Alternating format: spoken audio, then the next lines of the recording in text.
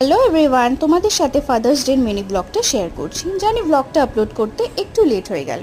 আমরা বেরিয়ে পড়েছি আর এই দেখো গাড়িও চলে এসেছে। প্রথমেই আমরা যাব লেনিনগড়ের একটা মন্দিরে। মন্দিরটা বেশি দিন হয়নি হয়েছে। এখানে হনুমানজি রয়েছে, রাধাকৃষ্ণ রয়েছে, শিব রয়েছে। তোমরা যদি কেউ এই মন্দিরে আগে এসে থাকো আমায় অবশ্যই জানিও। দেখো এটা হচ্ছে হনুমানজির মন্দির। দেখো এটা হচ্ছে সুন্দর একটা হনুমানজির মূর্তি। আমরা এখানে একটু দাঁড়ালাম, একটু প্রদীপ ধূপ দিয়ে ঠাকুরকে আরতি করলাম। আমার তো জায়গাটা বেশ ভালো লাগছিল। এরপরে আমরা চলে গেলাম একটা রাধাকৃষ্ণর মন্দির, যেটা ঠিক তার পাশেই রয়েছে। দেখো এটা রাধাকৃষ্ণর মূর্তি আর সামনেই একজন বসে বাঁশি বাজাচ্ছিলেন।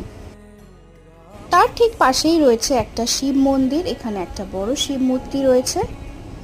তার পাশেই ছিল একটা ছোট্ট ঝিল, যেখানে আমরা একটু বসলাম, হাওয়া খেলাম। এরপরে আমরা চলে যাব ডিনার করতে। সেটা তোমাদের সাথে শেয়ার করছি পার্ট 2 ব্লগে। টাটা।